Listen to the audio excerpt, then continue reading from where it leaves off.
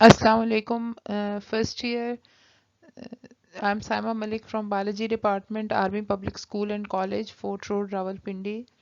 And we are studying chapter 1 of first year biology, that is cell structure and function. Our today's topic is cytoplasm and its organelles. Cytoplasm और organelles पढ़ने से पहले हमें ये बात पता होनी चाहिए कि साइटोप्लाज्म जो है वो किसी भी जब हम सेल की बात करते हैं, प्लांट सेल है या एनिमल सेल है, तो उसकी जो आउटर बाउंड्रीज हैं सेल वॉल और सेल मेम्ब्रेन, उससे इनर साइड पे जितना भी लिविंग मैटर ऑफ सेल है ना, उसके उसके लिए ये हम बोलते हैं प्रोटोप्लाज्म का वर्ड, ठीक है। और यूकैरियोटिक सेल में प्रोटोप्लाज्म को हम डिवाइड करते हैं साइटोप्लाज्म में और न्यूक्लियस में। आप इस डायग्राम में देख सकते हैं कि जो आउटर बाउंड्री आपको नज़र आ रही है, इसकी इनर साइड पे ये न्यूक्लियस है और ये इसके साथ जितना एरिया ग्राउंड एरिया आपको नज़र आ रहा है, दिस इज़ साइटोप्लाज्म। तो साइटोप्लाज्म के अंदर डिफरेंट ऑर्गेनेल्स होंगे जो स्पेसिफाइड हैं डिफरेंट फंक्शंस के लिए। जी, सबसे पहले ये है कि साइटोप्लाज्म क्या है। Cytoplasm is the region between nuclear membrane and plasma membrane. Common component होता है साइटोप्लाज्म प्रोकैरियोटिक और यूकैरियोटिक सेल का। देखें, ये न्यूक्लियस है, न्यूक्लियस के अराउंड जो है वो न्यूक्लियर मेम्ब्रेन है और उसके बाहर साइटोप्लाज्म है। साइटोप्लाज्म की जो बाउंड्री है इसको हम प्लाज्मा मेम्ब्रेन कहते हैं। तो इसके दरमियान का जितना एरिया है वो सारा क्या है, साइटोप्लाज्म है। इसलिए हमने कहा कि ये प्रोकैरियोटिक यूकैरियोटिक दोनों का कॉमन कंपोनेंट है कि चाहे प्रोकैरियोटिक सेल होगा या यूकैरियोटिक सेल होगा, साइटोप्लाज्म उसमें ज़रूर प्रेजेंट होगा। और प्रेजेंस और absence of cytoskeleton and membrane bound organelles जो है वो चीज़ डिफरेंट है प्रोकैरियोटिक और यूकैरियोटिक साइटोप्लाज्म में। साइटोस्केलेटन होगा यूकैरियोटिक सेल के साइटोप्लाज्म में, लेकिन प्रोकैरियोटिक सेल के साइटोप्लाज्म में नहीं होगा। मेम्ब्रेन बाउंड ऑर्गेनेल्स जो हैं वो यूकैरियोटिक सेल में होंगी जबकि प्रोकैरियोटिक सेल में नहीं होंगी। साइटोप्लाज्म का अगर हम फिजियोकेमिकल नेचर देखें तो उसमें हम देखते हैं कि साइटोप्लाज्म में सोल्यूशन है और वो सोल्यूशन जो है उसमें सारे फंडामेंटल बायोकेमिकल्स होते हैं जो लाइफ के लिए ज़रूरी हैं। 90% वाटर है और इसके टू पोर्शंस हैं सोल्यूशन के, true solution and colloidal solution. True solution में आयंस और स्मॉल मॉलिक्यूल्स जैसे सॉल्ट्स हैं, शुगर्स हैं, अमाइनो एसिड्स हैं, फैटी एसिड्स हैं, न्यूक्लियोटाइड्स हैं, वाइटामिन्स हैं, डिजॉल्व्ड गैसेस हैं, ये प्रेजेंट होंगे। कोलाइडल सोल्यूशन में लार्ज मॉलिक्यूल्स जैसे प्रोटीन्स एक्सेट्रा वो प्रेजेंट होंगे। साइटोप्लाज्म को हम टू पोर्शंस में डिवाइड करते हैं। इनर लिक्विड पोर्शन जो है साइटोप्लाज्म का, जो न्यूक्लियस की साइड पे है, वो लेस विस्कस होता है, उसको साइटोसोल बोला जाता है, ठीक है। आप इस डायग्राम में देख लें, ये सोल का पोर्शन है, ये जो एरिया आपको नज़र आ रहा है ये सारा जो है जो न्यूक्लियस की साइड पे है ये सारा सोल का पोर्शन है, ठीक है। और ये जो पेरिफेरल रीजन है इसको हम साइटोजेल कहते हैं। ये देखें, peripheral part of cytoplasm that is towards the plasma membrane, वो ज़्यादा विस्कस होता है, उसको जेल बोला जाता है। साइक्लोसिस क्या होता है, साइटोप्लाज्म के अंदर जो सर्कुलर मूवमेंट होती है, मीन्स उसकी फ्लूइडिटी की वजह से उसके अंदर जो डिफरेंट ऑर्गेनल्स हैं वो एक जगह से दूसरी जगह जो मूव करते हैं, या सेल के अंदर जो स्ट्रीम लाइक मूवमेंट होती है उसको साइक्लोसिस कहते हैं। ये क्यों हो रहा है, क्योंकि माइक्रोफिलामेंट्स जो साइटोस्केलेटन का पार्ट है उनकी कॉन्ट्रैक्टाइल एक्टिविटी की वजह से। It is responsible for distribution of cell contents in cytoplasm, यानी साइटोप्लाज्म के अंदर जो डिफरेंट सेल कॉन्टेंट्स होते हैं उनकी डिस्ट्रीब्यूशन हो जाती है बिकॉज ऑफ साइक्लोसिस। जो स्मॉल सेल्स हैं वो पूरे का पूरा सेल जो है वो साइक्लोसिस की वजह से मूव कर सकता है। साइटोप्लाज्म के अंदर की डिस्ट्रीब्यूशन तो बता दी मैंने आपको। तो माइक्रोफिलामेंट्स जो है is a part of cytoskeleton, तो वो एक्चुअली कॉन्ट्रैक्टाइल एक्टिविटी करता है, इस वजह से साइक्लोसिस हो रहा होता है। मेटाबॉलिक और स्टोरेज रोल क्या है साइटोप्लाज्म का। हम कहते हैं कि साइटोप्लाज्म जो है वो as a site of metabolism and storehouse of a cell act करता है। मेटाबॉलिक रोल का मतलब ये है कि डिफरेंट मेटाबॉलिक पाथवेज साइटोसोल में होते हैं, जैसे प्रोटीन का सिंथेसाइज होना, प्रोटीन बायोसिंथेसिस, ग्लाइकोलिसिस का होना, ग्लाइकोजेनोलाइसिस का होना, ग्लूकोनियोजेनेसिस के डिफरेंट पाथवेज हैं। ये इनका सारा साइट ऑफ अकरेंस क्या है, साइटोप्लाज्म है। स्टोरेज रोल में साइटोजेल, अभी आपने पीछे 2 पोर्शंस पढ़े हैं साइटोप्लाज्म के, साइटोजेल एंड साइटोसोल। तो साइटोजेल जो है वो कंसर्न्ड है with storage of useful compounds जो सब्सिक्वेंटली यूज होते हैं वेरियस सेलुलर एक्टिविटीज में, या फिर वेस्ट कंपाउंड्स जिन्होंने एलिमिनेट होना है सेल से टाइम टू टाइम, वो स्टोर हुए हुए होते हैं। वो सारी चीज़ें कहाँ होती हैं, वो सारी चीज़ें स्टोर होती हैं या फॉर द टाइम बीइंग रहती हैं स्टोरेज उसमें, साइटोजेल में। ठीक हो गया। फिर हम आ जाते हैं सेल ऑर्गेनेल्स की तरफ। सेल ऑर्गेनेल्स पढ़ने से पहले 2 चीज़ें हैं, साइटोप्लाज्मिक इंक्लूयंस और सेल ऑर्गेनेल्स। साइटोप्लाज्मिक इंक्लूयंस क्या होती हैं, जो नॉन लिविंग ग्रेन्यूल्स हैं स्टोरेज के, जो भी पीछे पड़ा, या वेस्ट कंपाउंड्स हैं सेल के जिनकी कोई भी मेटाबॉलिक एक्टिविटी नहीं होती और ना ही उनके अराउंड कोई मेम्ब्रेन होती है, जैसे ग्लाइकोजन है, लिपिड ड्रॉपलेट्स हैं, क्रिस्टल्स हैं, डिफरेंट पिगमेंट्स हैं, वो सब कहलाते हैं साइटोप्लाज्मिक इंक्लूयंस। वो भी साइटोप्लाज्म में प्रेजेंट होते हैं। फिर जो सबसे इंपॉर्टेंट चीज़ साइटोप्लाज्म में प्रेजेंट है, that is cell organelles. In eukaryotic cell, cytoplasm contains highly organized discrete structures जो स्पेसिफिक हैं फॉर वेरियस सेलुलर फंक्शंस के लिए। जनरली उनके अराउंड मेम्ब्रेन प्रेजेंट होती है, लेकिन बहुत कम ऐसे हैं यूकैरियोटिक सेल की बात करें जैसे कि राइबोसोम्स हैं कि उनके अराउंड मेम्ब्रेन नहीं होती। Organelles in the cytoplasmic matrix of a cell कौन कौन से हैं, एंडोप्लाज्मिक रेटिकुलम है, राइबोसोम्स हैं, गोल्जी कॉम्प्लेक्स है, लाइजोसोम्स हैं, पेरोक्सीसोम्स हैं, विक्यूल्स हैं, माइटोकॉन्ड्रिया हैं, क्लोरोप्लास्ट हैं। आज हमने इस लेक्चर में जो ऑर्गेनेल्स पढ़ने हैं, एंडोप्लाज्मिक रेटिकुलम, राइबोसोम्स और गोल्जी कॉम्प्लेक्स। ठीक है, चलें इनको देखते हैं one by one. Endoplasmic reticulum, या आप डायग्राम से देखें कि ये एक इंटरकनेक्टिंग नेटवर्क है। ये देखें, ये इस तरह से ये जो स्ट्रक्चर्स हैं इनको हम बोलते हैं सिस्टर्नाए। ठीक है, तो हम कह रहे हैं कि ये एलोंगेटेड क्लोज्ड सैक्स हैं और एंडोप्लाज्मिक रेटिकुलम बेसिकली इन सैक्स का एक इंटरकनेक्टिंग नेटवर्क है। ये आप देख सकते हैं किस तरह से ये इंटरकनेक्टेड है, और जनरली वो एक्सटेंड करते हैं न्यूक्लियर मेम्ब्रेन से प्लाज्मा मेम्ब्रेन के दरमियान through out the cytoplasm of all eukaryotic cells. अब देखें, ये न्यूक्लियर मेम्ब्रेन है और इसके इस साइड पे जो है वो प्लाज्मा मेम्ब्रेन है, तो इन दोनों के दरमियान में एक्सटेंडेड होता है। टाइप्स हैं एंडोप्लाज्मिक रेटिकुलम की on the basis of their appearance. हम कहते हैं rough endoplasmic reticulum and smooth endoplasmic reticulum. Smooth endoplasmic reticulum दोनों ही साइटोप्लाज्म में प्रेजेंट होंगे, लेकिन स्मूथ एंडोप्लाज्मिक रेटिकुलम का स्पेसिफिकली है कि स्केलेटल मसल्स जो हैं उनके पास स्मूथ एंडोप्लाज्मिक रेटिकुलम ज़्यादा होते हैं, और वहाँ उनको स्मूथ एंडोप्लाज्मिक रेटिकुलम नहीं कहा जाता, बल्कि उनको क्या कहा जाता है, सार्कोप्लाज्मिक रेटिकुलम। अब देखें रफ एंडोप्लाज्मिक रेटिकुलम कैसे होते हैं और उनको हम क्यों कहते हैं रफ एंडोप्लाज्मिक रेटिकुलम। ये भी, ये देखिए, ये अंदर वाला जो स्ट्रक्चर है ये आपको नज़र आ रहा है, ये न्यूक्लियस है और उसके बाहर ये सारा एंडोप्लाज्मिक रेटिकुलम है, जिसके ऊपर आपको ग्रेन्यूल्स नज़र आ रहे हैं। ये है रफ एंडोप्लाज्मिक रेटिकुलम, और छोटे छोटे ग्रेन्यूल्स जो हैं ये राइबोसोम्स हैं। Attach to the sides of nucleus facing the cytoplasm, के ये जो रफ एंडोप्लाज्मिक रेटिकुलम है कह रहे हैं कि ये न्यूक्लियस की साइड में प्रेजेंट है और साइटोप्लाज्म को फेस कर रहे होते हैं। अब ये देखिए, ये सारा एरिया, साइड का जो सारा एरिया होगा वो साइटोप्लाज्म होगा। इसकी रफ अपीयरेंस है अंडर इलेक्ट्रॉन माइक्रोस्कोप, अगर मींस कि उसको इलेक्ट्रॉन माइक्रोस्कोप में देखा जाए तो उसकी रफ अपीयरेंस आती है।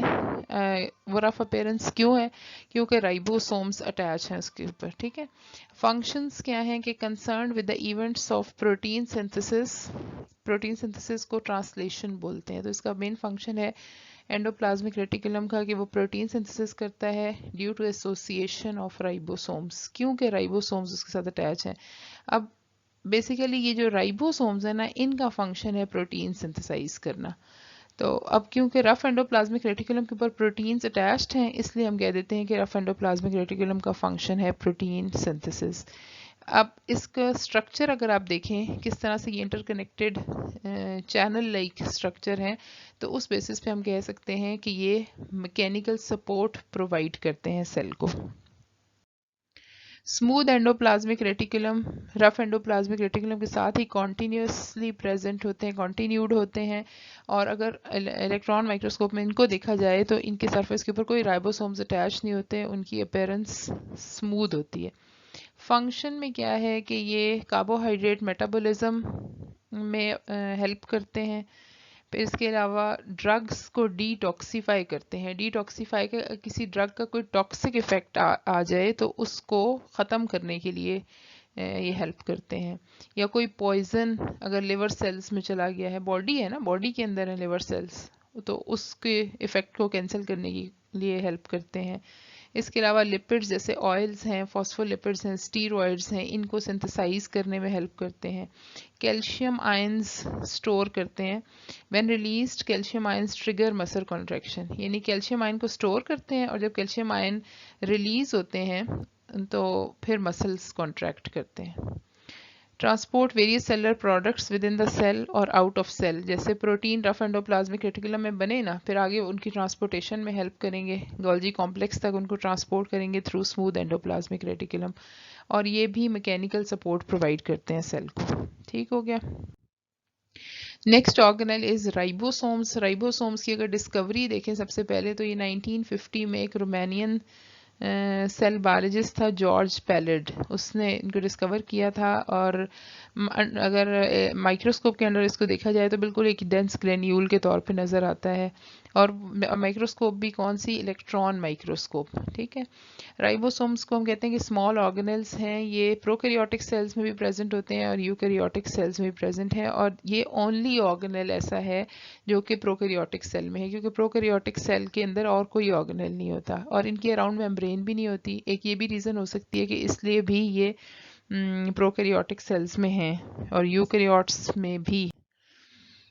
अगर राइबोसोम का स्ट्रक्चर देखें आप डायग्राम में पहले देख लें, ये है प्रोकैरियोटिक राइबोसोम्स और ये है यूकैरियोटिक राइबोसोम्स। आप देखें दोनों में इनके 2 सब यूनिट्स नज़र आ रही हैं, जो बाहर आपको लिखी हुई रीडिंग नज़र आ रही है। टोटल जो इसके अंदर प्रोकैरियोटिक सेल में है, इसको इस राइबोसोम को हम कहते हैं 70S और यूकैरियोटिक वाले को कहते हैं 80S। लेकिन अगर सब यूनिट्स का देखें तो ये 60S और 40S, जबकि प्रोकैरियोट्स में 50S और 30S। तो इनका एडिटिव वे में इनको नहीं देखा जाता, बल्कि ये जिस स्पीड पे सेंट्रीफ्यूगेशन मशीन में जिस स्पीड पे सेंट्रीफ्यूज होके सेपरेट होते हैं, वो यूनिट इसके साथ लगाया जाता है। ठीक है। अगर दोनों सब यूनिट्स को अलग अलग सेंट्रीफ्यूज किया जाए तो वो इतनी इतनी स्पीड पे होते हैं, और अगर उसको पूरे को इकट्ठा सेंट्रीफ्यूज किया जाए तो फिर वो स्पीड पे होता है। राइबोसोम के स्ट्रक्चर पे हम कहते हैं कि it is not bounded by membrane. Prokaryotic ribosomes जो हैं वो स्मॉलर इन साइज होते हैं, लेस डेंस होते हैं यूकैरियोटिक राइबोसोम्स के मुकाबले में। राइबोसोम्स प्रोकैरियोटिक हो या यूकैरियोटिक, दोनों ही 2 सब यूनिट से बने हुए हैं, और ईच सब यूनिट जो है उसमें प्रोटीन भी है और आरएनए भी है। वो जो आरएनए राइबोसोम्स के अंदर प्रेजेंट होता है उसको राइबोसोमल आरएनए कहते हैं। वैसे आप सेकेंड चैप्टर में बायोलॉजिकल मॉलिक्यूल्स में आएगा कि राइबोसोम्स की 3 टाइप्स हैं। राइबोसोम्स का केमिकल कॉम्पोजिशन देखें तो इसमें इक्वल अमाउंट ऑफ आरएनए और प्रोटीन प्रेजेंट है, इसी वजह से इनको बाय नेचर हम कहते हैं ribo nucleoprotein. Site of production जो है राइबोसोम्स का न्यूक्लियस के अंदर होता है, न्यूक्लियोलस, वहाँ राइबोसोम्स फॉर्म होते हैं, और साइटोप्लाज्म की तरफ वहाँ से ट्रांसपोर्ट होते हैं न्यूक्लियर पोर के थ्रू। और यूकैरियोटिक सेल में वो किस फॉर्म में प्रेजेंट होते हैं, वो रफ एंडोप्लाज्मिक रेटिकुलम के साथ अटैच्ड फॉर्म में प्रेजेंट होते हैं, या फिर फ्रीली डिस्पर्स भी होते हैं साइटोप्लाज्म में। इसके अलावा माइटोकॉन्ड्रिया का जो मैट्रिक्स है, माइटोकॉन्ड्रिया के अंदर जो जेल लाइक कॉम्पोजिशन है, उसमें भी प्रेजेंट होते हैं। ठीक है। स्ट्रोमा ऑफ क्लोरोप्लास्ट में भी प्रेजेंट है। लेकिन ये राइबोसोम्स जो माइटोकॉन्ड्रिया के अंदर या क्लोरोप्लास्ट के अंदर प्रेजेंट होंगे, वो राइबोसोम्स प्रोकैरियोटिक इन नेचर होते हैं। जो बाहर साइटोप्लाज्म में प्रेजेंट हैं या रफ एंडोप्लाज्मिक रेटिकुलम के साथ अटैच्ड हैं, वो यूकैरियोटिक इन नेचर हैं। लेकिन ये आपने याद रखना है कि जो माइटोकॉन्ड्रिया के अंदर और क्लोरोप्लास्ट के अंदर प्रेजेंट हैं, वो प्रोकैरियोटिक इन नेचर है। टू सब यूनिट्स जो है माइटोकॉन्ड्रिया के वो किस तरीके से एक दूसरे के साथ अटैच होते हैं। अटैचमेंट को एक्चुअली कंट्रोल कर रहे होते हैं मैग्नीशियम आयंस की कंसंट्रेशन, या फिर सॉल्ट बॉन्ड्स बनते हैं between phosphate group of RNA and amino group of amino acids. अब देखें आरएनए की जब हम बात पढ़ रहे हैं तो आरएनए राइबो न्यूक्लिक एसिड है, और न्यूक्लिक एसिड्स जो हैं वो चाहे वो डीएनए है या आरएनए है वो न्यूक्लियोटाइड्स से बनते हैं। बहुत से न्यूक्लियोटाइड्स अटैच होते हैं तो डीएनए या आरएनए बनता है। अगर हम आरएनए न्यूक्लियोटाइड में देखें तो उसका न्यूक्लियोटाइड 3 कंपोनेंट्स से बना हुआ होता है। वो कंपोनेंट्स हैं, पेंटोज शुगर है उसके अंदर, नाइट्रोजनस बेस है और फॉस्फेट ग्रुप अटैच है। ठीक है, ये तीनों चीज़ें मिलके न्यूक्लियोटाइड बनाते हैं। और साथ ही हम प्रोटीन की भी बात करते हैं कि आरएनए और प्रोटीन से बना हुआ है राइबोसोम। तो प्रोटीन में अमाइनो एसिड्स अटैच होते हैं, और अमाइनो एसिड का अगर स्ट्रक्चर देखें तो उसमें जो अमाइनो ग्रुप एक एंड पे होता है उस अमाइनो ग्रुप के दरमियान में और आरएनए के न्यूक्लियोटाइड में जो फॉस्फेट ग्रुप्स होते हैं उनके दरमियान में सॉल्ट बॉन्ड्स बनते हैं, और वो सॉल्ट बॉन्ड्स भी रिस्पॉन्सिबल हो सकते हैं दोनों सब यूनिट्स को अटैच कराने में।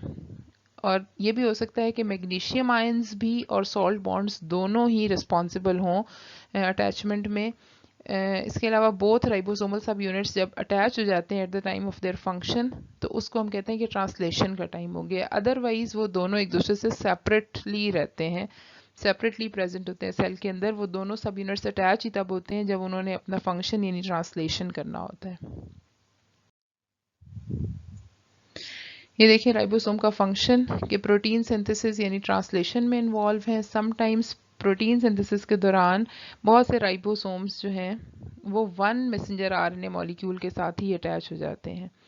उस चेन को हम कहते हैं पोलीसोम और पोलीराइबोसोम। अब देखें ये आपको नज़र आ रहा है कि ये जो चेन नज़र आ रही है बीच में, ये चेन है मैसेंजर आरएनए की, और ये ऊपर वाले स्ट्रक्चर्स जो हैं ये है राइबोसोम्स। अब एक चेन मैसेंजर आरएनए की एक राइबोसोम के साथ अटैच होती है, और वो राइबोसोम उस मैसेंजर आरएनए की कॉपी करता है और उसको प्रोटीन में चेंज करता है। लेकिन अगर एक चेन के ऊपर बहुत से राइबोसोम्स आके अटैच हो गए हैं तो उस कंडीशन को हम बोलते हैं पोलीसोम और पोलीराइबोसोम। इसका मतलब है कि अब ये राइबोसोम, सारे राइबोसोम्स जो हैं ये सारे बारी बारी इस चेन को कॉपी करेंगे।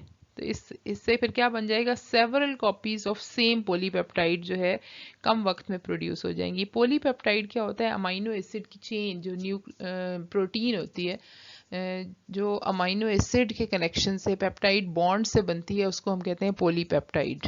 ठीक, तो इसका मतलब है इस चेन की बहुत सी कॉपीज बन जाएंगी क्योंकि बहुत से राइबोसोम्स इसके साथ अटैच्ड हैं। जी, और इसमें बहुत सी पेरिफेरल टिब्यूल्स और वेसिकल्स भी प्रेजेंट होती हैं, यानी उसकी पेरिफेरी पे ट्यूब लाइक स्ट्रक्चर्स और वेसिकल्स हैं। आपको नज़र आ रहे हैं कि ये छोटे छोटे वेसिकल्स भी हैं इसकी साइड्स पे। अब हम देखते हैं कि एक्चुअली क्या है इसमें। गोल्जी अपरेटस जो है वो अप्रॉक्सीमेटली 4 to 8 सिस्टरनाए का बना हुआ होता है। ये देखें जैसा ये सिस्टरनाए लेबल किए हुए हैं ना, तो ऐसे 1 2 3 4 5 ऐसे देखें तो 4 to 8 सिस्टर नाय का बना हुआ है, और यूजुअली इक्वली स्पेस्ड होते हैं, एक दूसरे से इक्वल स्पेस पे प्रेजेंट होते हैं। और उनके दरमियान में जो सेपरेशन है उसको हम कहते हैं इंटरसिस्टर्नल साइटोप्लाज्म, उसको बोलते हैं thin layer of intercisternal cytoplasm. Golgi complex की डिस्टिंक्ट पोलैरिटी होती है। डिस्टिंक्ट पोलैरिटी मींस कि इसके टू फेसेस जो हैं, एक साइड को हम कहते हैं ट्रांस फेस और दूसरी साइड को कहते हैं सिस फेस। अब ये सिस और ट्रांस फेस क्या है, ये देखें Golgi complex is a distinct polarity. The two poles are cis and trans face responsible for receiving and shipping departments. Means cis face जो है वो रिसीव कर रहा होता है और ट्रांस फेज जो है उधर से शिपिंग हो रही है।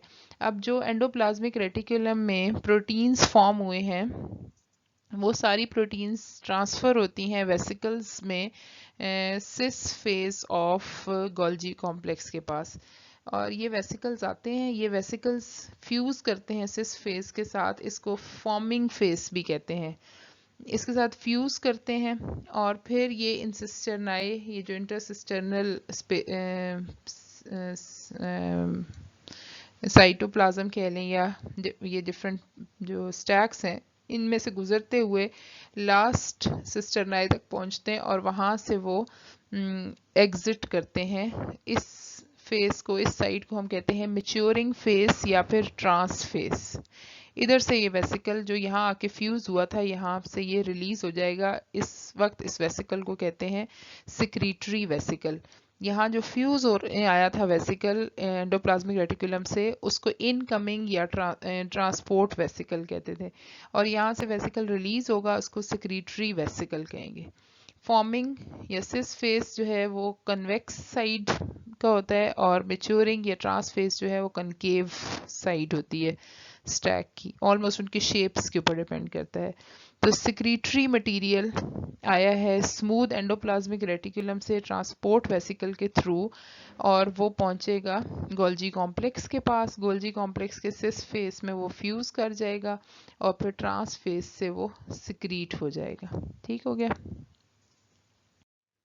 गोल्जी कॉम्प्लेक्स के अगर फंक्शंस देखें तो प्रोसेसिंग ऑफ सेल सिक्रीशंस, वो जो सिस फेस पे आना और फिर मेच्योरिंग ट्रांस फेस से उसका निकलना, उस सारे प्रोसेस को कहते हैं कि सेल सिक्रीशंस की प्रोसेसिंग होती है।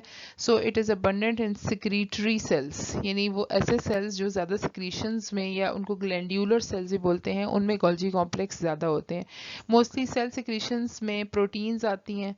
गोल्जी कॉम्प्लेक्स इन प्रोटीन्स को कलेक्ट करते हैं फ्रॉम रफ एंडोप्लाज्मिक रेटिकुलम, जो थ्रू स्मूथ एंडोप्लाज्मिक रेटिकुलम आती हैं, उनको मॉडिफाई करते हैं ताकि वो डिफरेंट फंक्शंस परफॉर्म कर सकें, और फिर उनको एक्सपोर्ट कर देते हैं मॉडिफाइड प्रोडक्ट्स को वेसिकल की फॉर्म में। सर्टेन ऑर्गेनेल जैसे लाइसोसोम्स हैं, पेरोक्सीसोम्स हैं, ग्लाइऑक्सीसोम्स हैं, वो भी गोल्जी कॉम्प्लेक्स से ही ओरिजिनेट होते हैं। जब वो निकलता है ना ट्रांस फेस से, जो सिक्रीटरी वेसिकल, उस फॉर्म में। गोल्जी कॉम्प्लेक्स जो है वो कॉन्जुगेटेड मॉलिक्यूल्स जैसे ग्लाइकोप्रोटीन है, लिपोप्रोटीन है, उसकी फॉर्मेशन में हेल्प करते हैं। In plant cell during cell division, Golgi complex जो है उससे वेसिकल्स अराइज करते हैं, और उन वेसिकल्स के अंदर सेल वॉल सिंथेसाइजिंग मटेरियल होता है। At the time of cytoplasmic division, जिसको साइटोकाइनेसिस कहते हैं, ये गोल्जी वेसिकल्स अरेंज हो जाते हैं सेल इक्वेटर पे, यानी कि सेल के जो सेंट्रल पॉइंट है वहाँ अरेंज हो जाते हैं, वहाँ फ्यूज़ करते हैं और एक स्ट्रक्चर बना देते हैं जिसको हम कहते हैं फ्रेगमोप्लास्ट। और लेटर ऑन उस फ्रेगमोप्लास्ट वाले पोजीशन पे सेल वॉल अराइज करती है। ठीक है, ये आप गोल्जी कॉम्प्लेक्स का स्ट्रक्चर, उसके मतलब उसके स्ट्रक्चर से उसका फंक्शन देख सकते हैं। ये न्यूक्लियस हो गया, ये बाहर ये वाला एरिया जो है ये एंडोप्लाज्मिक रेटिकुलम है। यहाँ से प्रोटीन बनने के बाद ये वेसिकल आ रहा है, ये सिस फेस के साथ आके फ्यूज़ कर रहा है, फिर सिस फेस जो है गोल्जी कॉम्प्लेक्स का उसके वहाँ फ्यूज़ कर गया, फिर उसके सिस्टर नाई में से गुजरता हुआ उसके लास्ट सिस्टर नाई तक पहुँचेगा। इतने टाइम में वो मॉडिफाइड फाइनल प्रोडक्ट बन चुका होगा, और फिर ट्रांसपोर्ट वेसिकल से वो रिलीज़ हो जाएगा। ठीक है, that's all till Golgi complex. I hope all of you understand the topic. Okay, thank you.